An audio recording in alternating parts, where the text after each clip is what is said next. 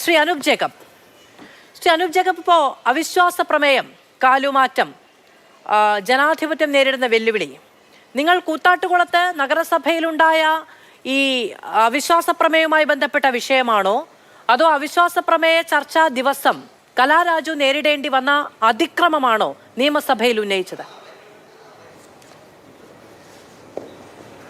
ഒരു സ്ത്രീ എന്ന നിലയിൽ കലാരാജു നേരിടേണ്ടി വന്ന അപമാനം, ആക്രമം, അതാണ് ഞങ്ങൾ ഇന്ന് നിയമസഭയിൽ ഉന്നയിച്ചത്. മുഖ്യമന്ത്രിയുടെ സ്റ്റേറ്റ്മെൻറ്റാണ് ഞാൻ ഇന്ന് അടിയന്തര പ്രമേയത്തിൽ ആദ്യമായി വായിച്ചത്. കഴിഞ്ഞ 2-ാം തീയതി അദ്ദേഹം ഹരിപ്പാട് നടത്തിയ സ്റ്റേറ്റ്മെൻറ്റിൽ സ്ത്രീ സുരക്ഷയെ സംബന്ധിച്ച് അദ്ദേഹം വളരെ വാചാലനായിട്ടാണ് സംസാരിച്ചത്.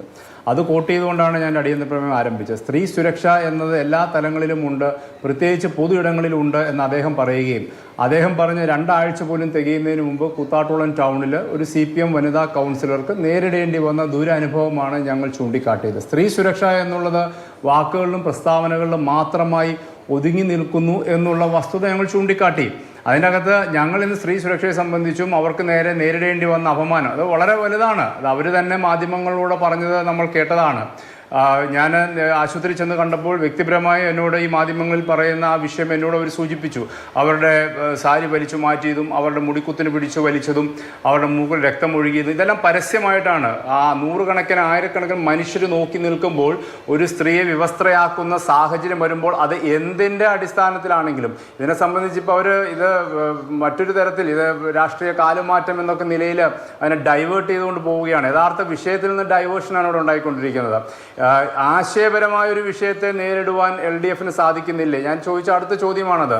ഒരു അവിശ്വാസ പ്രമേയം ഒരു ചർച്ചയ്ക്ക് കടന്നു വരുമ്പോൾ അതിന് ജനാധിപത്യ രീതിയിൽ ആ വിഷയത്തെ അഭിമുഖീകരിക്കുന്നതിന് എന്തിനാണ് ഭയക്കുന്നത്?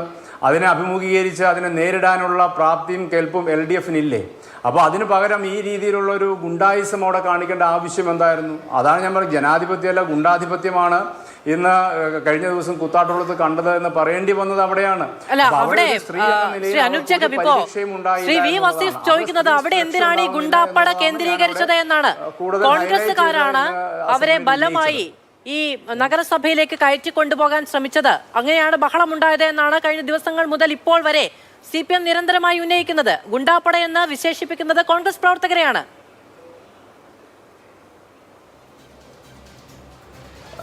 തികച്ചും തെറ്റായ ഒന്നാണ്. ഒന്ന്, അവിടെ കോൺഗ്രസ് നേതാക്കളോ കോൺഗ്രസ് പ്രവർത്തകരോ ആരെയും അവിടെ ആക്രമിച്ചിട്ടില്ല. ഞാൻ അതിലേക്ക് വരാം. കോൺഗ്രസ്സുകാർ UDF നേതാക്കൾക്കെതിരെ വ്യാജ പരാതിയുടെ അടിസ്ഥാനത്തിൽ വ്യാജ കേസ് ഇപ്പോൾ പോലീസ് എടുത്തിരിക്കുകയാണ്. കഴിഞ്ഞ ദിവസം പല നേതാക്കളുടെയും വീടുകളിൽ പോലീസ് ഇന്നലെ അർദ്ധരാത്രി പോലീസ് അന്വേഷിച്ച് ചെല്ലുകയാണ് വ്യാജ കേസിൻ്റെ പുറത്ത്. അതായത് CPM വനിതാ കൗൺസിലർമാരെ UDF നേതാക്കൾ ആക്രമിച്ചു എന്ന വ്യാജ പരാതി, അതായത് കൗണ്ടർ കേസ്. നമുക്കറിയാം സാധാരണ ഇങ്ങനെ വിഷയങ്ങൾ കൗണ്ടർ കേസ് കൊടുക്കില്ല. അങ്ങനെ ഒരു കൗണ്ടർ കേസ് വ്യാജ പരാതി കൊടുത്തിരിക്കുകയാണ്. അതിൻ്റെ പുറത്ത് ഇപ്പോൾ പോലീസ് തപ്പിക്കൊണ്ട് നടക്കുകയാണ് പലരെയും. അതൊന്നും അത് ഭരണ കയ്യിലിരിക്കുന്നു. അതിൻ്റെ ഹുങ്ക് കാണിക്കും, സ്വാഭാവികമായിട്ടും പോലീസ് അത് തന്നെ കാണിക്കും. പിന്നെ അവരെ ബലമായി കൗൺസിൽ ഹാളിലേക്ക് ഞങ്ങൾ കൊണ്ടുവന്നു എന്ന നിലയിലൊന്നും പറയുന്ന അർത്ഥത്തിൽ അവരവിടെ വന്ന് വോളണ്ടിയർലി ഇറങ്ങുകയാണ്. ഇതെല്ലാം വീഡിയോയിൽ ഒപ്പിയെടുത്തുകൊണ്ടിരിക്കുകയല്ലേ, ചാനലിലെ അവിടുത്തെ ആ സമയത്ത് അവിടെ ലോക്കൽ ചാനൽസ് ഉണ്ട്. അവർ വോളണ്ടിയർലി വന്ന് ഇറങ്ങുന്നേ, അവർ വോളണ്ടിയർലി കയറാൻ ചെല്ലുമ്പോൾ അവരെ തടഞ്ഞു നിർത്തുകയാണ്. അവിടെ കഴുത്തിന് പിടിച്ച് അവരെ ഇറുക്കുന്നു, അവരെ മുഖത്തടിച്ച് വീഴ്ത്തുന്നു, അവരെ എടുത്തിട്ട് ചവിട്ടുന്നു, സാരി വലിച്ചു കീറുന്നു. ഇതെല്ലാം അവിടെ ഉണ്ടാവുന്നത് അവിടുത്തെ ഏരിയ സെക്രട്ടറിയുടെ നേതൃത്വത്തിലാണ് ഇത് മുഴുവൻ അവിടെ നടക്കുന്നത്. അവിടെ പോലീസ് നോക്കുകുത്തിയായി നിൽക്കുന്നു. അവിടെയാണ് ഇതിനകത്ത് ഏറ്റവും വലിയ പ്രതിഷേധം ഉയർന്നു വന്നത്. പോലീസ് അവിടെ നോക്കുകുത്തിയായി നിൽക്കുകയാണ്. പോലീസിന് കോടതിയുടെ നിർദ്ദേശമുണ്ട്, ഫെയർ ആൻഡ് ഫ്രീ ഇലക്ഷൻ നടത്താനുള്ള നടപടി ഉണ്ടാവണം, യാതൊരു രീതിയിലുള്ള മറ്റ് ഇടപെടലുകളും വരാൻ പാടില്ല, എല്ലാ കൗൺസിലർമാർക്കും സുരക്ഷിതത്വം ഉറപ്പുവരുത്തണം എന്നത് കോടതി പറഞ്ഞതിന്റെ അടിസ്ഥാനത്തിലാണ് മൂവാറ്റുപുഴ DYSPയുടെ നേതൃത്വത്തിലൂടെ പോലീസ് വന്നത്. പക്ഷേ ആ പോലീസ് നേരെ വിപരീതമായ നിലയിലാണ് കണ്ടത്. ഞാനവിടെ കണ്ടുകൊണ്ട് നിൽക്കുകയാണ്. ഈ വാഹനം കടത്തിവിടാൻ ഏറ്റവും കൂടുതൽ മുന്നിൽ നിന്നത് ഈ DYSP ആണ്. അതായത് ഇവരെ തട്ടിക്കൊണ്ടുപോകുന്ന വാഹനം, അതൊരു ഔദ്യോഗിക വാഹനമായിരുന്നു, മുനിസിപ്പാലിറ്റിയുടെ ഔദ്യോഗിക വാഹനമായിരുന്നു. ആ ഔദ്യോഗിക വാഹനത്തിൽ കയറ്റി അവരെ കടത്തിക്കൊണ്ടു പോകുന്നതിൽ സൗകര്യം ചെയ്തു കൊടുക്കുകയാണ് മൂവാറ്റുപുഴ DYSP. അതായത് കോടതിയുടെ ഉത്തരവിൻ്റെ നഗ്നമായ ലംഘനമാണ് അവിടെ കണ്ടത്. ഒരു കൗൺസിലർ എന്ന നിലയിൽ അവർക്ക് കൊടുക്കേണ്ട സുരക്ഷിതത്വം കൊടുക്കാതെ അവരെ ഗുണ്ടകളുടെ കയ്യിലേക്ക് വിട്ടുകൊടുത്ത് അവരെ തട്ടിക്കൊണ്ടുപോകാനുള്ള സൗകര്യം അവിടെ ഒരുക്കിയെന്ന് പറയുന്നു. അതാണ് അവിടെ ഉണ്ടായ സംഭവം. ആ വിഷയം ഞങ്ങൾ ഒരൊറ്റ വരിയിൽ അങ്ങ് എനിക്ക് മറുപടി നൽകുമെന്ന പ്രതീക്ഷ കൊണ്ടാണ് ഞാൻ മൂന്നാമത്തെ ചോദ്യമാണ് അങ്ങോട്ട് ചോദിക്കുന്നത്. വസീഫിന്റെ അവസരമായിരുന്നു. എന്നിരുന്നാൽ പോലും ശ്രീ അനൂപ് ജേക്കബ് ഒറ്റ കാര്യം ഞാനൊന്ന് ചോദിച്ചോട്ടെ, വളരെ വളരെ ചുരുങ്ങിയ ഉത്തരം തരണേ. ശ്രീ അനൂപ് ജേക്കബ് എന്തിനാണ് അന്ന് അവിടെ പോയത്? എന്റെ നിയോജകമണ്ഡലത്തിൽ ഒരു വിഷയം ഉണ്ടാകുമ്പോൾ പിന്നെ ഞാൻ എവിടെ പോയി നിൽക്കണം? അവിടുത്തെ MLA എന്ന നിലയിൽ ഞാൻ പോവില്ലേ? അല്ല, അത് സ്വാഭാവികമായും രാഷ്ട്രീയമായി അങ്ങേക്ക് പറയാൻ കഴിയും. പക്ഷെ അവരവിടെ വന്ന് ഈ പ്രശ്നമൊക്കെ ഉണ്ടാകുന്നു എന്നുള്ളത് നമുക്ക് നേരത്തെ കൂട്ടി അറിയാൻ കഴിയുമോ?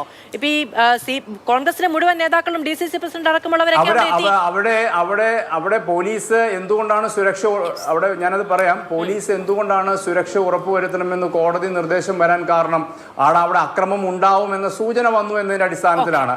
അവിടെ വരുന്ന കൗൺസിലർമാരെ തടയാനുള്ള സാഹചര്യങ്ങൾ കാണുന്നു. അതിന്റെ അടിസ്ഥാനത്തിൽ കൂത്താട്ടുള്ളത് പ്രാദേശികമായിട്ടുള്ള നേതാക്കൾ എന്നെ UDF നേതാക്കൾ എന്നെ വിളിച്ചു, ഇങ്ങനൊരു വിഷയമുണ്ട്, MLA എത്തണം എന്ന് പറഞ്ഞു. അതിന്റെ അടിസ്ഥാനത്തിലാണ് ഞാൻ അവിടെ എത്തുന്നത്.